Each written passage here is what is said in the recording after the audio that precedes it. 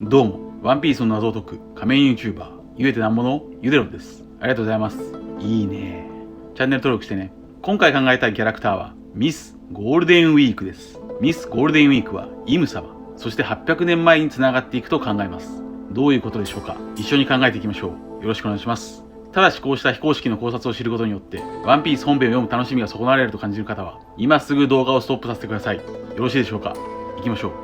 僕は半年前、イム様考察シリーズと題して8本の動画を使ってイム様の正体に迫りました。この動画は連続するイム様考察シリーズの9本目でもあります。意味がわからない方はこちらの再生リストをご覧ください。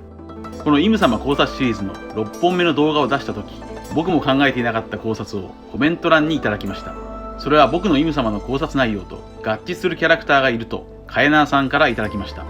つまりイム様との表裏一体キャラはまだもう一人いるというコメントでした。それがミスゴールデンウィークです。今回は僕のイム様の考察を受けてコメントしていただいたカエナナさんの考察を紹介していきましょう。まずミスゴールデンウィークとは、クロコダイル率いるバロックワークスに所属し、ミスター3とコンビを組んでいた少女です。ミスゴールデンウィークはバロックワークスのエージェントペアの中で唯一、男性より高い懸賞金というレアキャラで、写実画家と呼ばれ、人間の感情の色を表現するカラーズトラップという絵の具を用いた強力な催眠術の使い手です。このカラーズトラップを仕掛けられると、本人の意思に関係なく行動をコントロールされてしまうという凶悪な力です。ちなみにカラーズトラップの催眠マークのデザインはカラーズトラップの略 CT を変化させたものだと19巻 SBS で語られていました。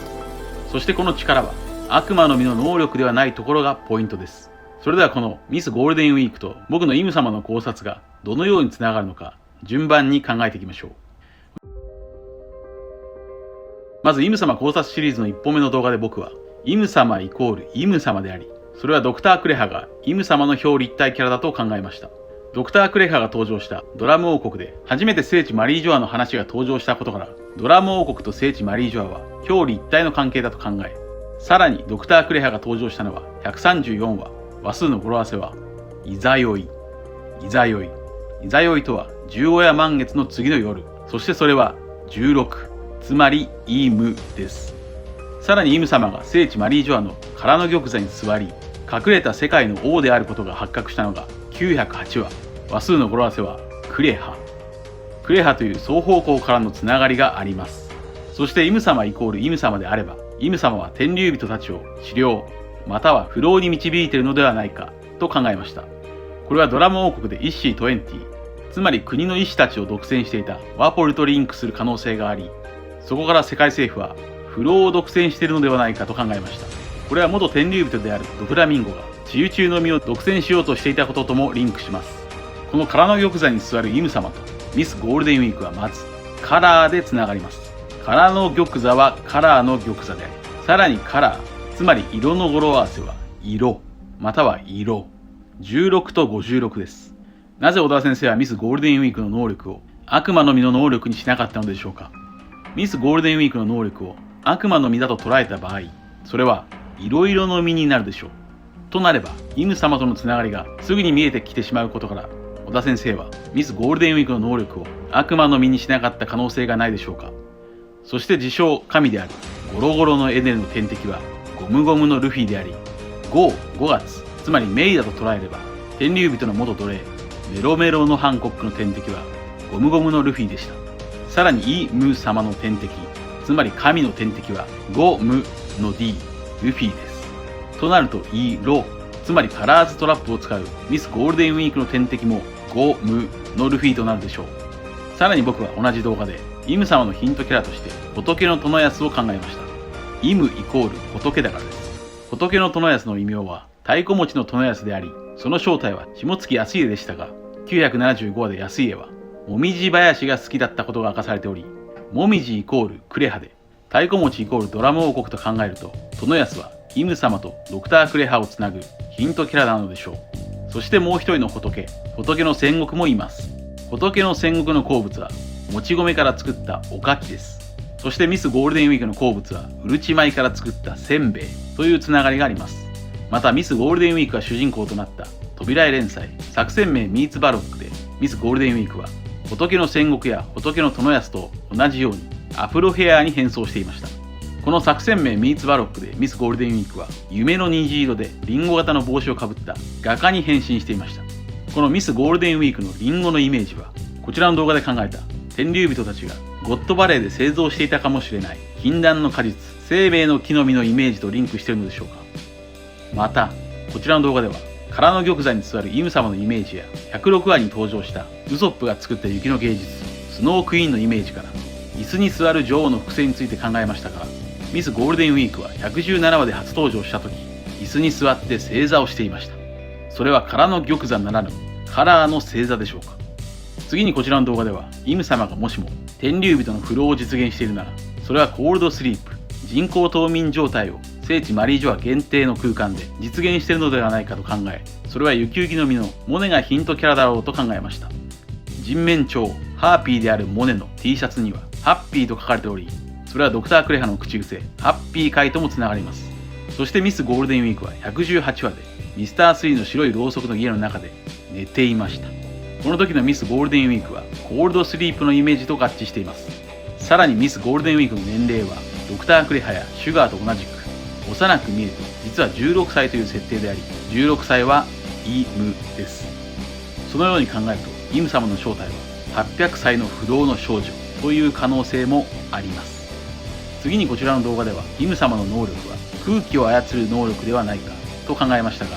ミスゴールデンウィークの服の模様は空気のような柄をしています。またこちらの動画ではイム様の正体は宇宙からやってきたミツメ族、しかも真の開眼を果たしたミツメ族であるとも考えましたが、ミスゴールデンウィークの帽子はまるで UFO のようであり、ミツメではありませんがミスター3のパートナーであり、さらにミスゴールデンウィークは三つ編みです。そしてミスゴールデンウィークはカルーに追われてルフィたちに敗北しています。カルーはアラバスタ王国のビビのパートナーであり、アラバスタは800年前唯一天竜人になることを拒んだことから、僕はアラバスタは天竜人の抵抗勢力だと考えてきましたから、アラバスタのカルーにやられたミスゴールデンウィークはここでもイム様のイメージと合致しています。そしてここからが重要なポイントです。ミスゴールデンウィークの本名を皆さんはご存知でしょうか。ミスゴールデンウィークの本名はマリアンヌ。その異名はビブルカードによると自由の騎士マリアンヌです。マリアンヌとはフランス共和国を象徴する女性像、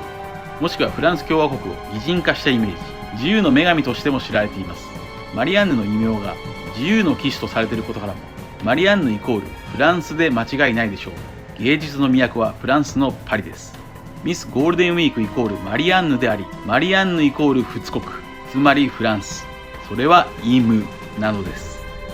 過去にも考えましたが、サボやトラファルガーの海戦、バスティーユ要塞などワンピースとフランス革命のモチーフのつながりは強いです。ちなみに本物の自由の騎士、自由の女神のイメージはコブコブの実で市民の力をアップさせる革命軍ベロベティでしょう。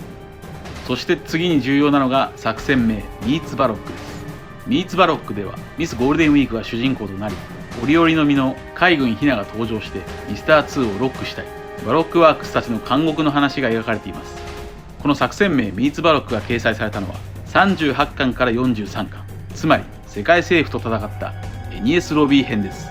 となるとミーツバロックとはミツバロック、つまりクローバーロック、それはクローバー封じです。エニエスロビー編の合間に描かれた41巻に登場したオハラは世界政府を相手に空白の100年の謎に迫りました。そこで登場したのがクローバー博士でした。ミーツバロックイコールクローバー封じ。そしてこちらの動画で僕はオハラの悪魔の生き残り、悪魔の子と呼ばれたロビンと神の子イム様は表裏一体であるとも考えました。それはロビンとイムという関係性です。そしてクローバー博士が殺害された395話オハラ VS 世界政府の扉絵で、ミスゴールデンウィークは裏切りの黒を使って海軍の船を強奪していますが、これはやはり以前こちらの動画で考えたように800年前、もしかするとイム様や五老星たちによって D の同士討ちが起きて、イム様ら天竜人は国取りに成功したのかもしれません。つまりミスゴールデンウィークイコール世界政府のイメージ。ミスゴールデンウィークの GW を反転させましょう。すると WG、 それはワールドゴート、つまり世界政府です。ミスゴールデンウィークは世界政府を表す可能性。作戦名ミーツバロックの最後409話ではミスゴールデンウィークを中心にミスダブルフィンガー、ミスバレンタイン、ミスメリークリスマス、ミスター4、ミスター5の6人で荒野にあったハイヤーを改装してスパイダーカフェを再開していますが、ミスゴールデンウィークはイム様のイメージだと考えるなら、他の5人は五老星のイメージであり、この新しいスパイダーズカフェが誕生した話は800年前世界政府が誕生したイメージなのでしょうか。この409話のタイトルは強報緊急大放送。それはスパンダムが間違えてバスターコールをかけた回です。409話の話数の語呂合わせは醜悪でしょうか。